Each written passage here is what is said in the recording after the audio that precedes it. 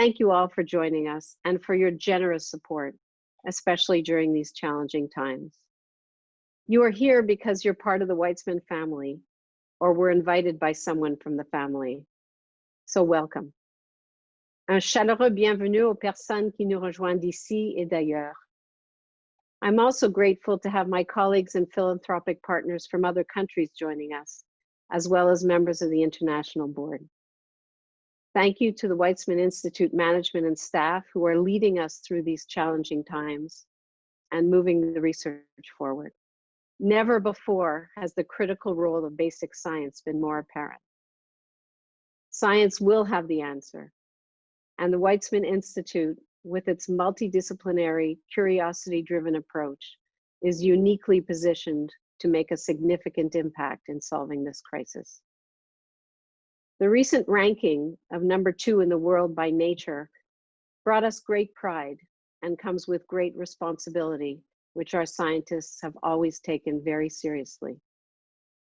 As you'll hear in a moment from Ziv, at least 50 groups of scientists have pivoted their research to focus on various aspects of this crisis, from more efficient testing, to predicting outbreaks, to developing vaccines and finding a cure, even science education activities for kids of all ages who are at home.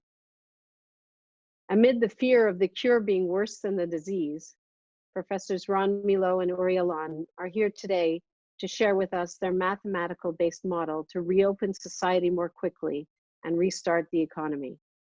Thank you, Ron and Uri, for making the time to speak with us today.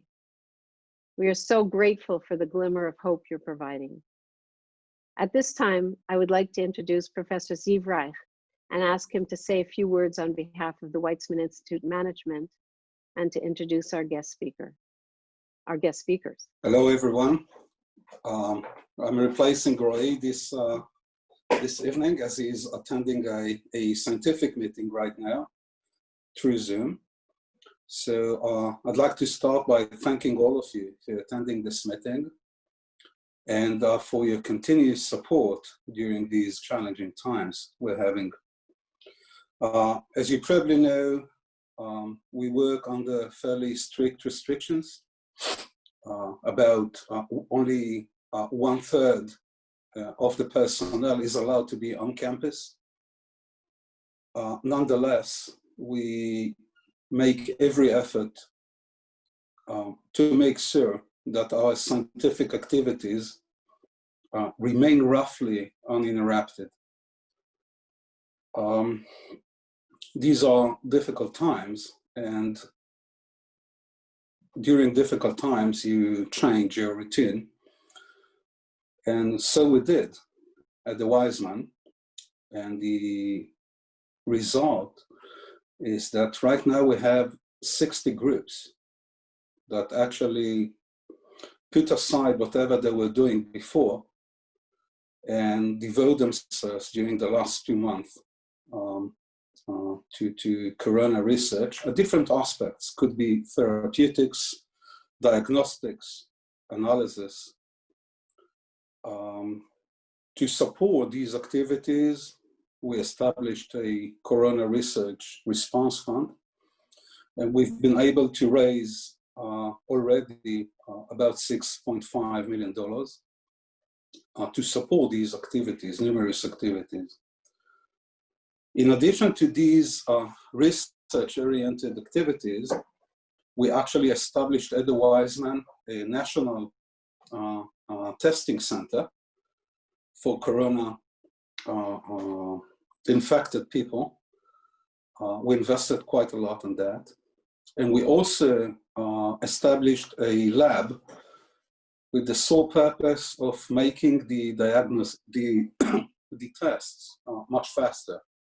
Actually, usually each line now in Israel is capable, say the common lines in the hospitals, are capable of testing about 1,000 people per day. Right now we have a pipeline which we, I think will be validated finally this week, which is capable of doing 20,000 tests per day. And we're actually screening now the Israeli army. completely free of charge. And so we did actually for the Israeli citizens. So these are all activities which we actually try to provide assistance as much as possible to the state of Israel. A fair number of our scientists also advise in different committees and think tanks, I think including our speakers today, to different bodies in the Israeli government. And actually the exit strategy has been formulated by a team led by Professor Weizmann from the Faculty of Physics at the Institute. So we do whatever we can to help fighting this pandemic, but at the same time, we keep on our normal or routine research activities because we have to think on the day after as well. Okay? There are many different other things that needed to be addressed, and there are other diseases and other illness that we should be attentive to. So we try to keep a balance between the urgent needs, the immediate needs, and our long-standing goals, including, for example, the Ultrasat project, which I remind you is a scientific satellite, which we would like to launch in 2024. And I'm pleased to inform you that we have an agreement with NASA to launch the satellite in 2024. So we work on these aspects as well during this crisis. And I think it's important to maintain life because there will be a day after the corona. We'll go through it and we should think ahead. And this is what we're trying to do. So I'm not going to take much of your time, more time. I just will go ahead and introduce the two speakers, Professor Alon and Professor Milo.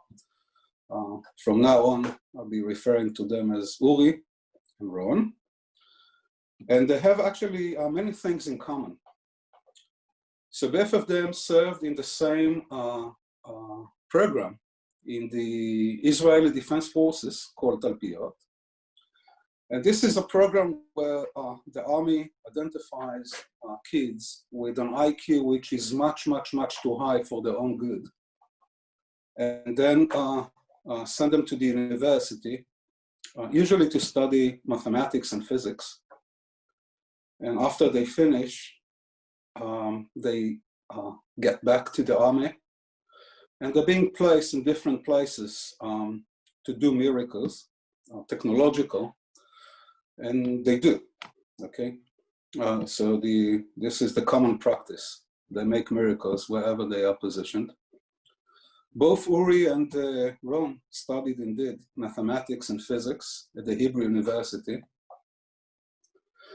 And both of them, after or during their graduate studies, gradually or not gradually shifted to biological systems while returning or retaining a very rigorous mathematical and physical thinking. Both of them are leaders in their respective fields, world leaders. Uri Alon is actually one of the founders of the field, which is called systems biology. And finally, they are connected by the mere fact that Ron was a PhD student of Uri. So I again would like to thank you all for joining us for this conference, which I'm sure will be exciting. And would like to thank you again for your continuous support during these challenging times and wish you health and peace.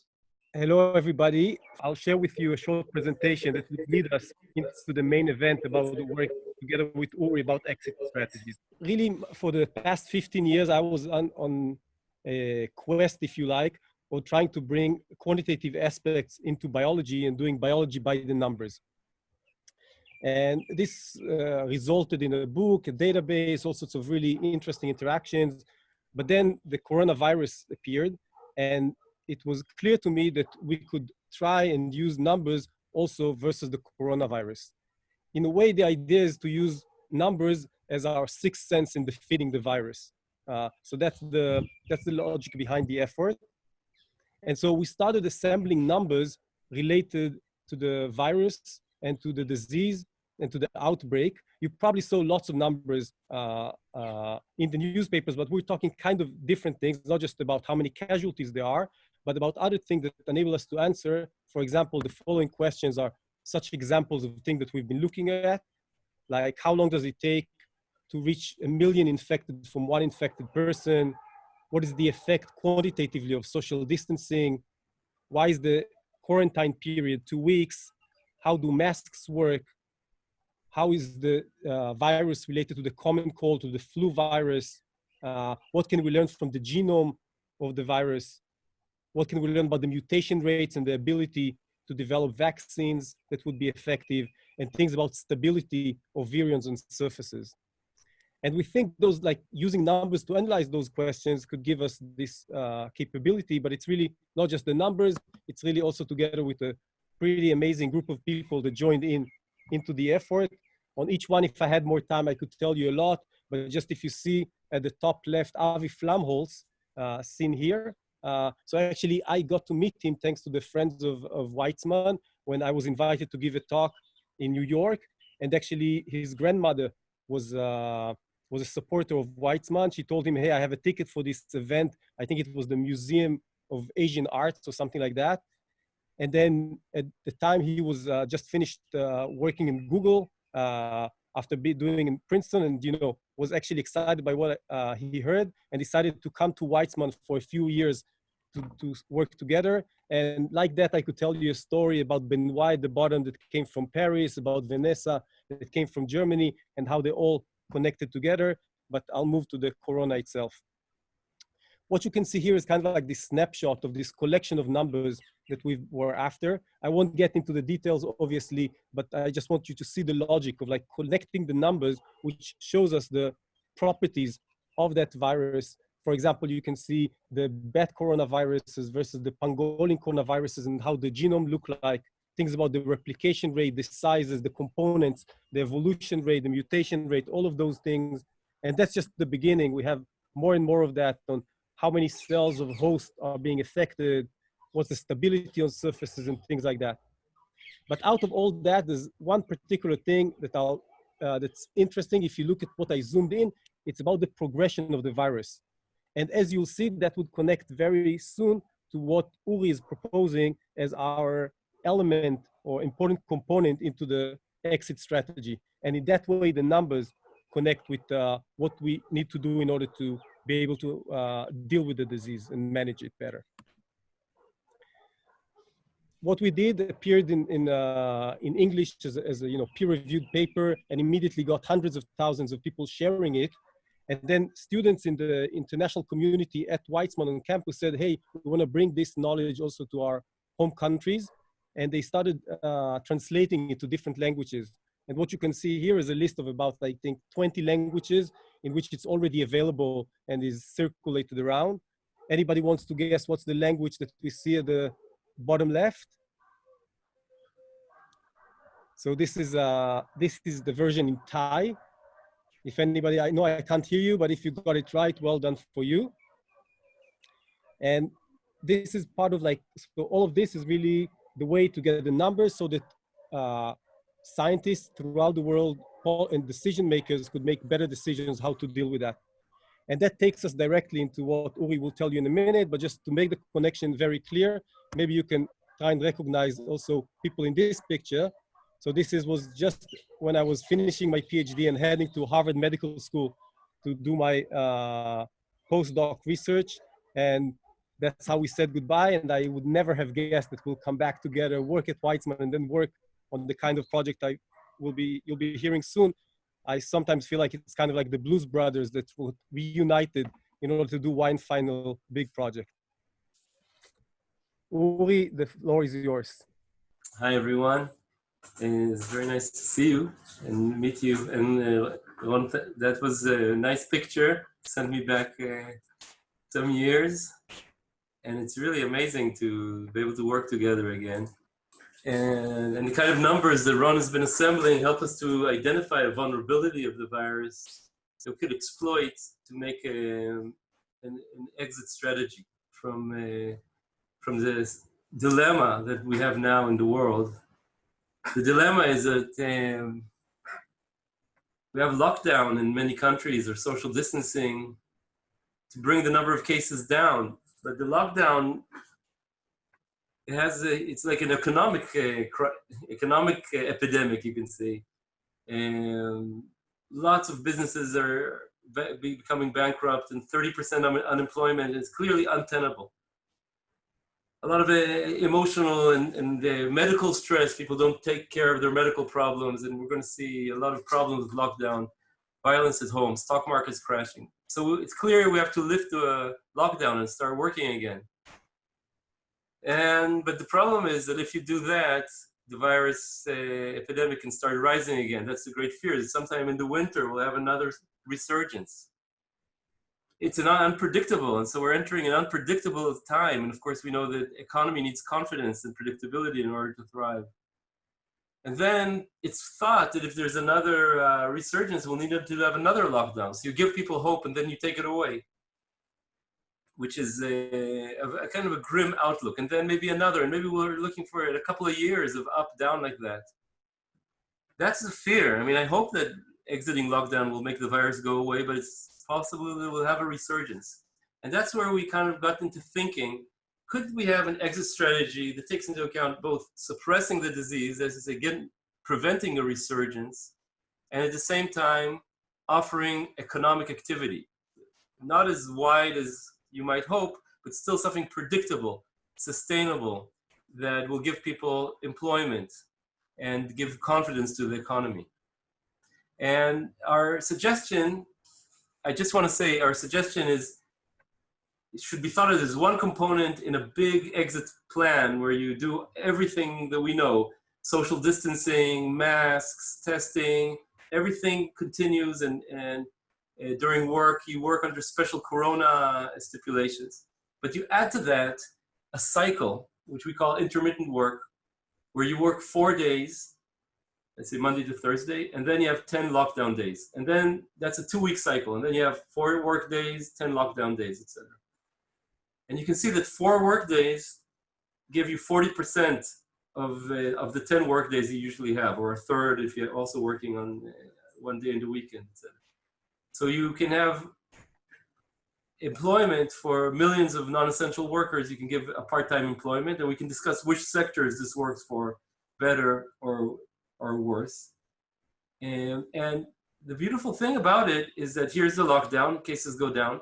If you do this work, lockdown, work, lockdown, work, lockdown, it promises you to have a replication number less than 1. That's to say, that's the critical thing in epidemiology, right? We want each infected person to infect not more than 1 other person. If you infect 2 people, they infect 2 people, 4, 8, 16, that's the exponential rise. The replication number greater than 1, you have a problem. If replication number is less than 1, you just need to push it less than 1. Each person infects, let's say, a half, quarter, 1/8, and the disease goes away. This 4-10 cycle gives you, on average, a decline. And so you're basically protected from resurgence. Even if you have some cases coming in from abroad or anything like that, they can't spread very widely. And you're protected from resurgence, and you enter a kind of routine that has partial work and partial lockdown. And the reason we choose 4 days is because we're exploiting a virus timescale against itself. So the idea is that, just like Ron said, once you get infected, there's 3 days where you're not infecting other people. It's called the latent period. The virus is still building up inside you, and it's not going out. And after that, you become infectious for about a week. So in this scheme, if you get infected on a work day, you reach your peak infectiousness in the lockdown days, where you're not exposed to many other people. And that really cuts down the virus's ability to infect many others. Of course, you might infect some people at home, and they might go into work. But since we're talking here about getting the replication number less than 1, what we need is the average effect. And we are using the latent period, putting it on the work, and the infectious period on the lockdown to restrict the virus's ability to infect many people. And that's a new concept in epidemiology that we think we can exploit here with this virus. It becomes even better if you think about dividing the population into 2 groups of households. So you have group A of households, let's say by family name or something like that, and group B of households. And now each one works 4 and 10, but each group, if group A works on 1 week, group B works on the next week. So the group's work weeks are staggered. So each time you have a different group working. And also schools. You have schools opening, and the kids from that household go to school on 1 week, and kids from the other group go to school on the other week. And the benefit of that is that on top of all the other benefits, you also reduce the density. So if you have two kids at a desk, now you can have 1 kid at a desk, and you have less chance of infection. Of course, you have to take care of the recess and everything like that. And also at work and in malls, etc., you have half density. And the economy is now working almost continuously because you have 1 shift working group A, 1 shift working the next week, group B. This strategy can be used in a whole country or just a region or a city or a county or a company.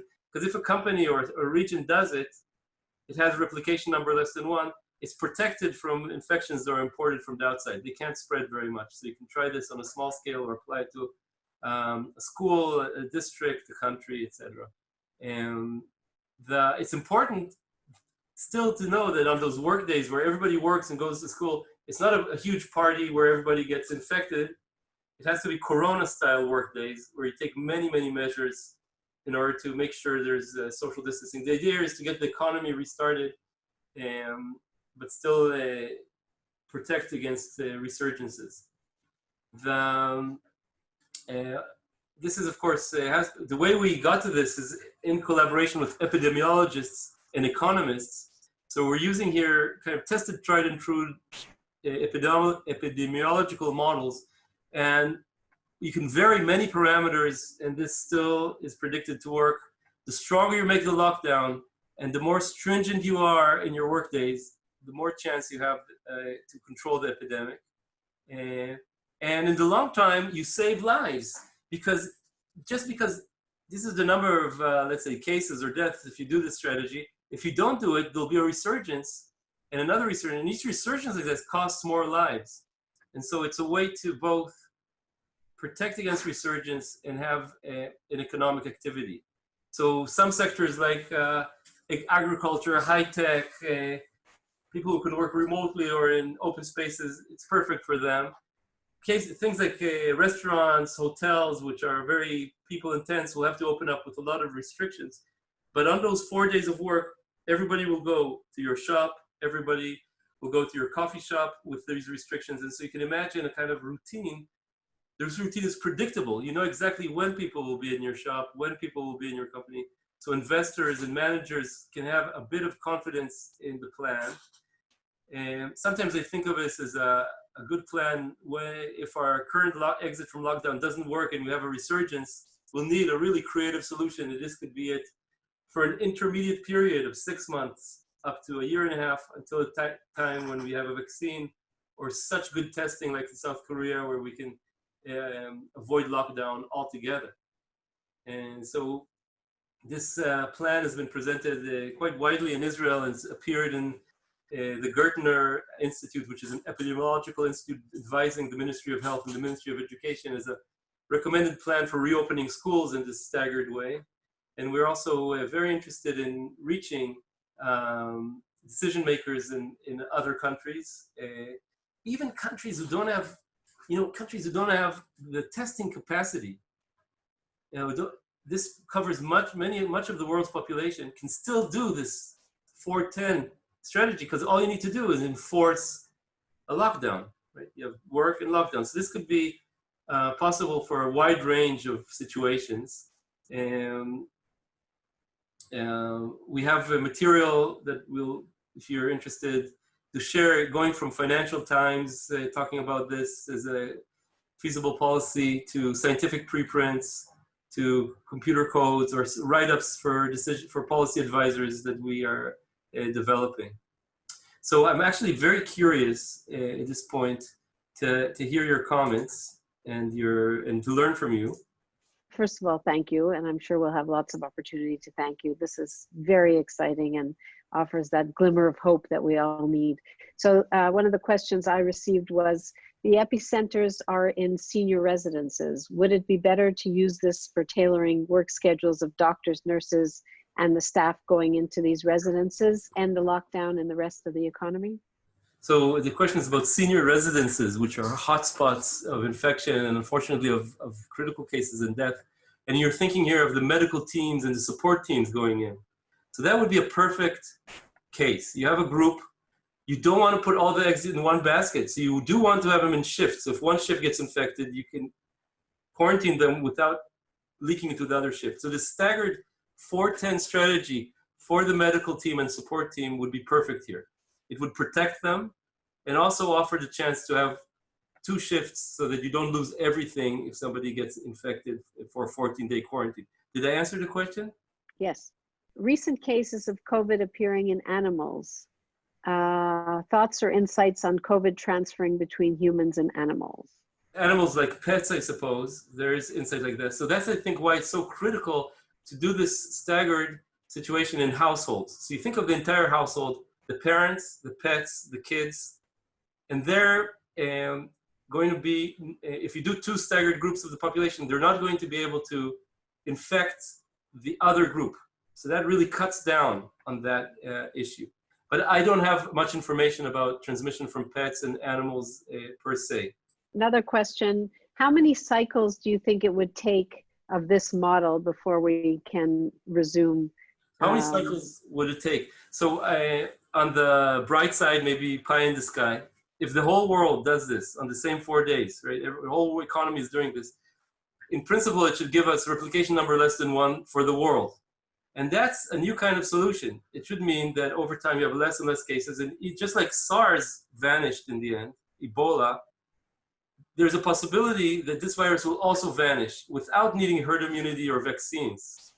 So that there's a potential like that if the whole world does it. If part of the world does it, unfortunately, we'll see some countries reach herd immunity, which is a tragedy where so many people get infected, that the virus kind of dies away in that country after a lot of problems. And then the country who do 410 can go through this period and potentially will, that's one way to think about losing this virus without a vaccine. Of course, it could be hidden reservoirs of the virus or mutations we don't know about. So far, it doesn't look that way. That maybe will surprise us, but on the face of it, that's one possibility. So with each cycle, for example, you might lose, 20% of the virus, 20. It's like 20% interest. And within a few cycles like that, a few months, you're down to very low levels in principle. Here's another question. Given that assumptions is such a large part of the economy, I was curious if this work lockdown would apply to consumption, albeit in controlled group sizes. That is, can we mimic this structure for allowing people to go to restaurants, theaters, malls? We already see how human creativity manages to find creative solutions for businesses within the constraints imposed by the governments right now. So, for instance, I went to a shop today, and the shop had this list. We're not allowing more than 4 people at one time. You have to stand 2 meters. So I believe that even things like hotels, restaurants, tourism, sports events, will be able to find ways to reduce transmission and still have some of the essence of the event. But that requires specific case-by-case analysis. And our plan just rides on that kind of analysis and adds to it this temporal component, this staggered intermittent work. So everything you think about exit strategies, which is good, do it and add to it the intermittent work idea. And they will combine synergistically with the whole is more than the sum of its parts. So assuming in addition to this great family of Weizmann supporters, you also had policymakers in this room, and you had a blank canvas. What would you do tomorrow? Yeah, I would counsel tomorrow, if your country is in a case where cases are starting to reduce, yeah, just like in many countries. Right. And maybe the US not yet, but in many other countries, I would say this: take a county or a region and try this for a month. And present it to companies and schools and see which schools buy onto this. And then within that community, monitor what happens. And if you see that it's working, that is to say cases are declining there, you can expand it. And you can see, actually the risk is not very large, because the worst thing that can happen is that cases they won't going to shoot up like this. It's going to go up, and then you can reduce a work day, go from 4 to 3. Or if it's working really well, you can add a work day, go from 4 to 5. So it's adaptive and tunable. So that's what I would counsel. Make a trial with limited time and a limited population, and convince yourself that it's actually working. And you can also see maybe the benefit to education, school, work. So the kids will go to school, the parents will go to work in that region, and see how it's going. Did I answer the question? Yes. You're terrific, Uri. You always answer the question. You think of the answer before the question's asked.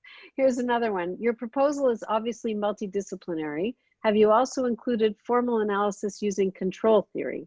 I just read an article about a similar approach published. This question has to do with control theory. Control theory is in engineering. Suppose you want to make the satellite that Weizmann is going to send. You want to make it sure it's in a particular orbit. So you control the rockets. So if it goes off the orbit, it corrects all the time. That's control theory. Control theory is a beautiful mathematical tool. And indeed, we used it, the elements of it, where our problem here is not to get the satellite into orbit, but to get coronavirus down with replication number below 1. And this strategy in control theory is sometimes called bang bang, which means either do your maximum lockdown or your maximum work. It's like sometimes you fire your rocket like that in the satellite. And so intellectually, it builds on these ideas from engineering, combining them with epidemiology and economics, all these disciplines together in order to try to make a balanced exit strategy that takes into account both the epidemic and the economy. Another question. In the UK, the Office for Budget Responsibility estimates that the full lockdown costs about 35% of weekly GDP. Can you calculate the implied loss during your adjustment period? So the question is, can you calculate economically, what will this do to the GDP, to employment, etc.? And in fact, we can. So we're working with Eran Yeshiv, who's a macroeconomist from Tel Aviv University and also advising the Royal Bank in England and Royal Society. And he's a macroeconomist who specializes in the labor market. And he built economic models that combine the disease course with what we know from previous horrible periods like Great Depression and Great Recession to try to understand what will happen. And he sees large gains in GDP and reduction in unemployment and reduction in something extremely important, which is if you let people be unemployed for a long time, they lose their skills. Some of them will never go back to work. And that makes recovery very, very difficult. That happened in the Great Recession. By the way, Canada was better than by helping people get back to work in a subsidized way as compared to other countries. And that helped them get out of the Great Recession quicker because of keeping the workforce. So all these effects together, we see that this intermittent work strategy has very large economic gains because you take these millions of unemployed and you give them part-time employment, you can extend work hours, work in shifts, job sharing. The informal economy, people who are cash economy, they have this breathing space so they can actually adhere to the 10-day lockdown and not cheat because they have no choice. And so a lot of sectors get so much oxygen, quote unquote, you can calculate the gains are tremendous. How would you determine who should be on lockdown in a community? Okay, so you have a community. How do you determine who should be on lockdown? There's a lot of work right now on that question. It could vary by community to community. In our view, one group that's important to think about is people risk group, immunocompromised people. I don't think it should go by age, by the way. I think it should go by health status, because you can have a 70-year-old that's healthy like a 50-year-old. No reason to be kept indoors necessarily. But all these things are being dealt with already, right? Which sectors to go out, low risk sectors. Here we're adding this 4-10 strategy. It could be that after a few cycles, infections have gone down so much, you want to let everybody out. For everybody's mental health and physical health on those 4 days. So you can visit your family, so you can do all those things that are so essential for society. And by that time, the number of cases is so low that the risk isn't that great. By that time, the number of cases is so low that when you have an infection, you can go to good old shoe leather epidemiology and find out the contacts and isolate them. So we can have the power of what we should have done, you know, a long time ago. So there's a chance where this question will be only relevant for the first few weeks, and after that, you let out everyone. Another business leader commented on your earlier response about the GDP.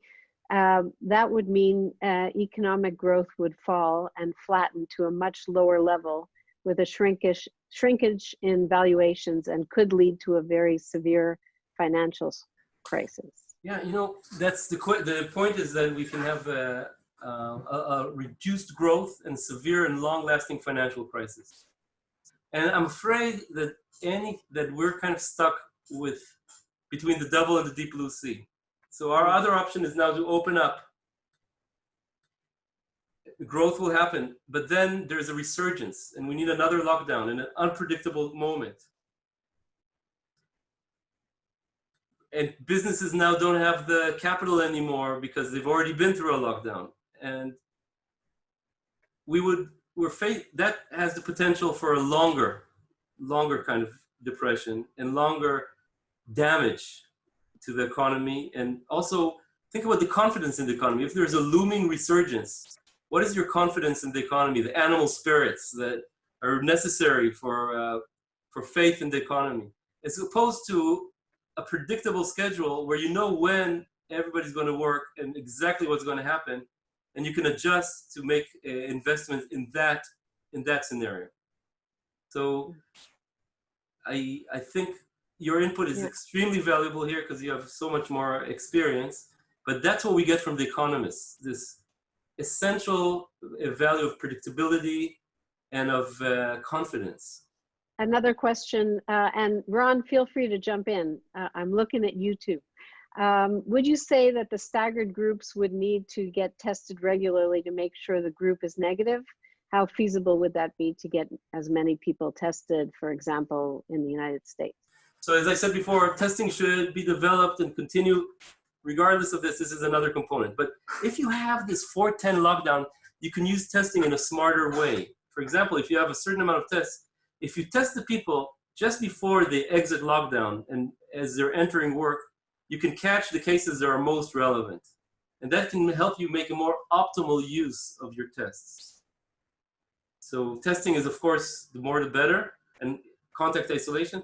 But this 4-10 strategy adds another layer of when and who to test that could be very interesting. You can test the group that's about to exit lockdown. And next week, you can test the other group that's about to enter lockdown.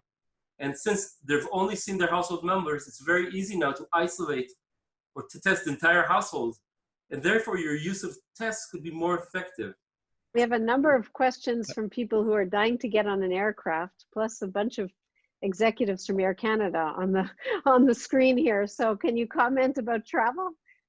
Oh, travel. Yeah, that's, of course, in our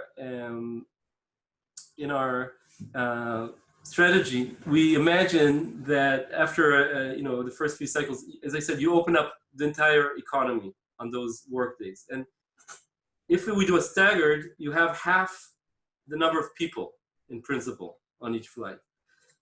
And you do this for a month, 2 months, and you see what's going on. By then your testing is very good, and you see how much the travel sector is contributing to new cases. As I said, because you're keeping R below 1, or if you got it wrong, a little bit above 1, we're not going to see a huge catastrophe. We'll see a slow increase. And then we'll be able to modulate each sector. I see there's quite a few questions about really the issue of behavior.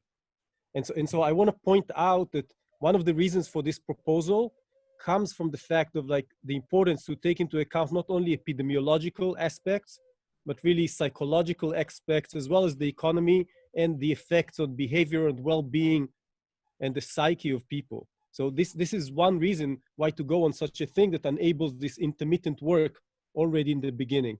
Yeah. And as pointed out, there was discussion of like, how would people react to that, whether like in different countries, whether they would comply with the suggestion.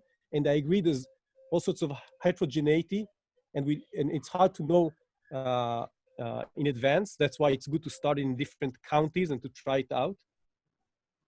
At the same time, I would say, and this was also the response, they were mentioning Daniel Kahneman. So Daniel Kahneman, in discussing such things as our proposal, said that, you know, if you just go out of lockdown, and then there will be a resurgence and things will close down, there will be a need for another lockdown, that would be very problematic. Because what we know from the social sciences is that people respond very badly to when they're given something back, and then it's being taken again, and not knowing whether it will be taken, how often, and what's the future. What this proposal suggests is to have know-how and knowledge what's going to happen in the medium future, in the near future. So you know from the beginning that you're giving an ability to go back to intermittent work, and then you'll need to go to some lockdown. And say after a month of that, we could evaluate the situation. And if we see things are well, we could give more capability of work. So there's knowledge from the beginning of where we're heading. And that's very important in order to have the people comply with that. And still, I would imagine it would be different in Israel versus the US versus Austria in terms of how people comply and behave. And I guess we have we'll have to very carefully try to move in that direction. Is there a way to test the suggested method that would be tested in parallel in small communities? Is there, you know, how do we take it from this amazing presentation to the next step? So is there a way to test it? Yeah, there's definitely a way to test it. You can it's actually going to start here in Israel with a company called Applied Materials. It's a company that builds machines to look at microchips and make sure that they're well designed.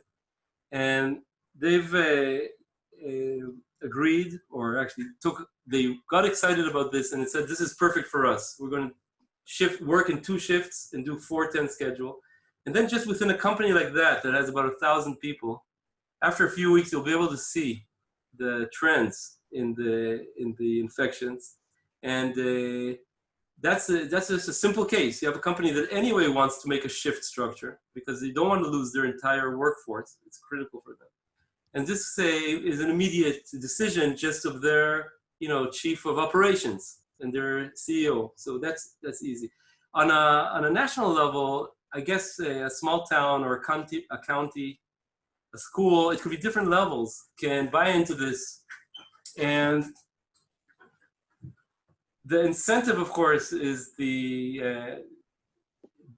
an alternative to lockdown, I would say. In a situation where you have a lockdown in a state, an alternative to lockdown, so that's a big economic incentive to start working. And I can imagine that, you know, adherence, people that don't adhere to lockdown, they usually have a reason. They don't have food, they don't have money, they can't bear it. If you have 4 days where you can do everything you need, it'll be easier to adhere to the lockdown days after that.